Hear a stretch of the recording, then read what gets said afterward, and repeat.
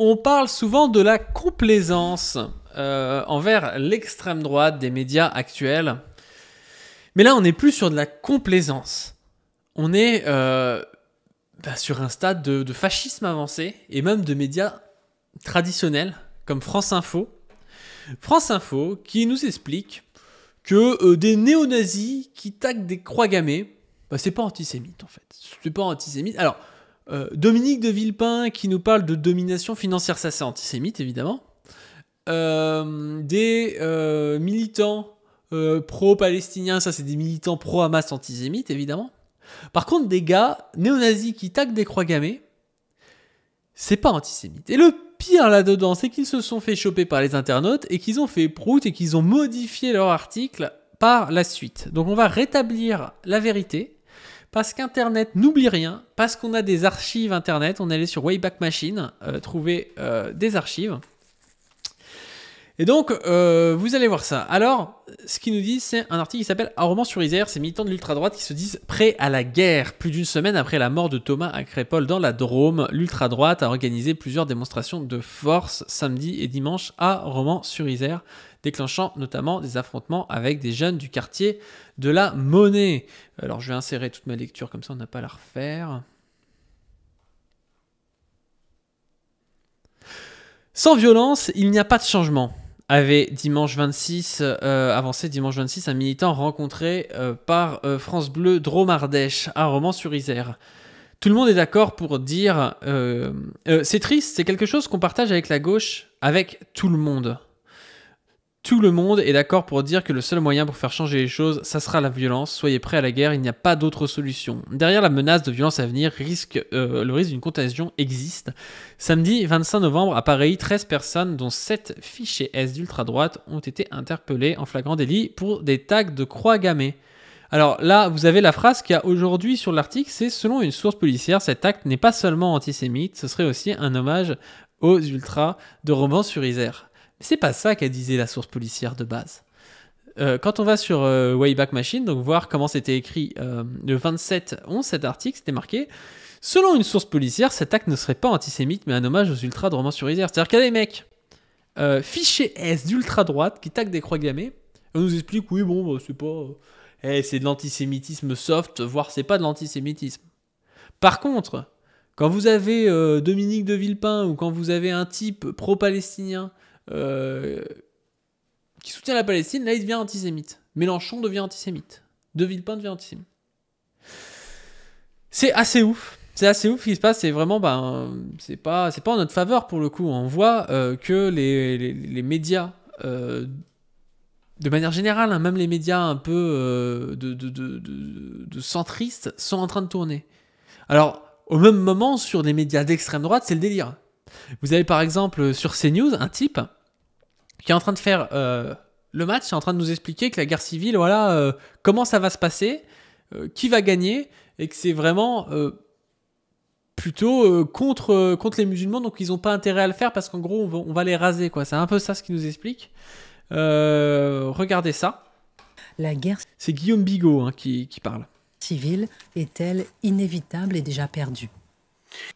Alors déjà, la question c'est la guerre civile est-elle inévitable et déjà perdue? Et le bandeau dit France de côte à face, quoi.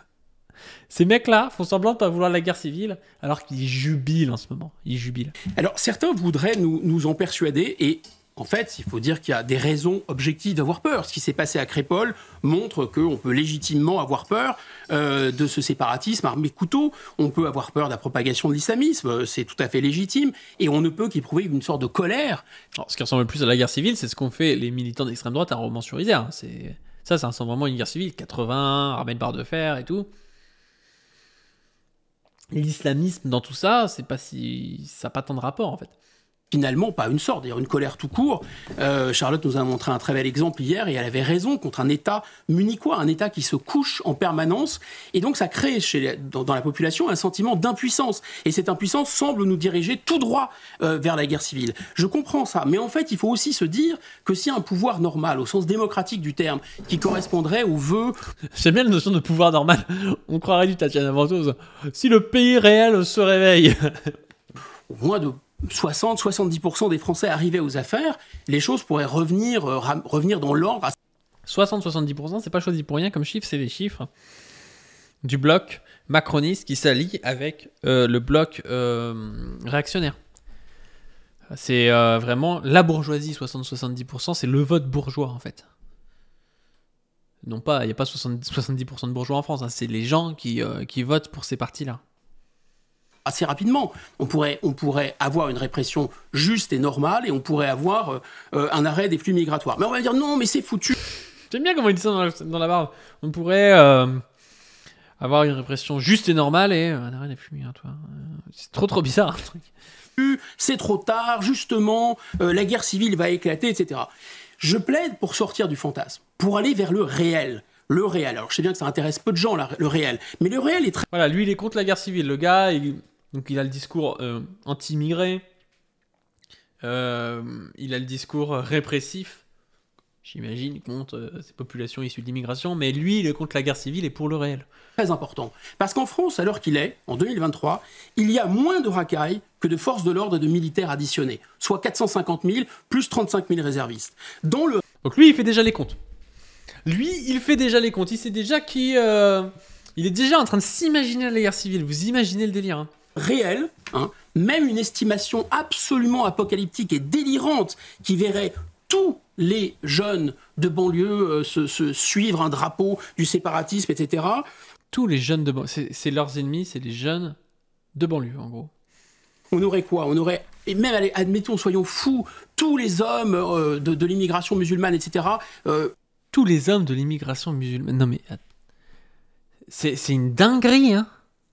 Ce discours, c'est une dinguerie. Il y a 95%, 99% des musulmans, des hommes musulmans de France. Ils sont des gars normaux, en fait. Tout comme il y a 99% des blancs athées chrétiens, juifs qui sont des gens normaux. Et puis t'as 1% de gens qui peuvent faire des conneries, qui peuvent être des gens qui ont besoin d'une sanction judiciaire. D'où t'as 100% des musulmans hommes qui sont nos ennemis, quoi. Enfin, c'est la folie, hein.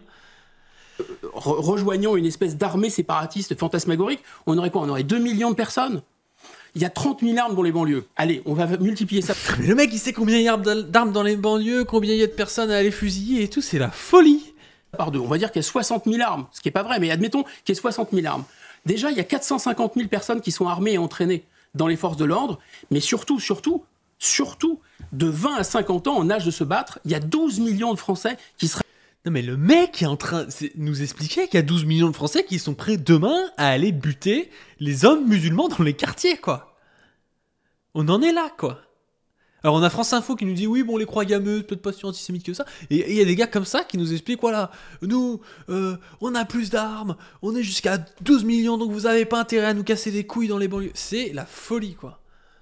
Très prêts à faire le coup de feu. Donc il faut arrêter avec ce délire que la France, elle est déjà foutue, elle s'est effondrée, elle va s'effondrer, etc. La France, c'est le pays qui a fait sauter le palais des Tsars à Moscou. C'est évidemment pas un pays qui va s'écrouler face à quelques espèces de zozos dépenaillés avec des couteaux qui crient à l'Akbar dans tous les sens. Mais ces types-là sont des bourgeois qui vivent à Paris, qui gagnent 5 à 10 000 balles par mois.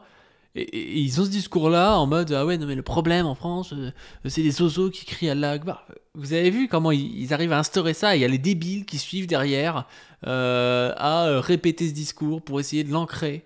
Et pour qu'au lieu d'avoir des analyses politiques, des analyses de la crise qu'on subit actuellement, on en vienne à dire ah ben non, mais ce qu'il faut c'est envoyer 12 millions de Français aller buter des musulmans dans les banlieues, quoi. Enfin, c'est ouf, hein. Donc je pense que si la guerre civile éclate, ce qu'à Dieu ne plaise, elle tournerait assez rapidement au massacre des séparatistes. Mais les séparatistes, si on rembobine, c'est les hommes musulmans de banlieue. Il dit, dans le pire des cas, s'ils se mettent tous contre nous, quoi. Il est en train de nous dire, vous avez pas intérêt parce que ça va mal tourner pour vous, quoi. Et moi, je conseille, mais vraiment de manière extrêmement calme. Voilà, extrêmement calme, il est pas pour la guerre civile, vraiment, il ne met pas d'huile sur le feu, c'est quelqu'un, c'est la Suisse, ce type. Bassam et à ses amis de rester absolument calme, parce qu'à chaque fois dans notre histoire qu'une minorité séparatiste s'est levée... À Bassem et à ses amis, alors, il parle pas de Bassem, Le Bassem connu, il parle de Bassem, le gars qui fait des vidéos sur Snap, je crois, ami des meurtriers de Thomas. Elle a fini écrasée. Et personne ne souhaite Personne. justement Bien sûr que non. une complication Hein, personne n'a bien. Non, il souhaite pas. Hein. Non, on veut pas ça. Non. sur le terrain. Surtout On appelle pas. tous effectivement à l'apaisement. Dans un Et instant, vive on l'unité. parlera- Vive l'unité. On appellera Vive l'unité. Ouais, c'est ça. Ça a toujours été ça la bourgeoisie. C'est on veut être unis derrière nos valeurs à nous, quoi. personne. Mais regardez Fini ça. écrasée. Fini écrasée. Fini écrasée. Parce qu'elle Regardez la d'amis de rester absolument calme. Parce qu'à chaque fois dans notre histoire qu'une minorité séparatiste s'est levée, elle a fini écrasée. Ce blanc est incroyable. Et personne ne souhaite justement Personne. Bien sûr que non. une complication Non, on veut pas. sur le terrain. Surtout On appelle tous effectivement à l'apaisement. Dans un Et instant, vive on l'unité. parlera- Vive l'unité. On appelle Enfin, j'en rigole, mais c'est flippant, hein. C'est complètement flippant. Je vous fais un peu de pub pour le Tipeee.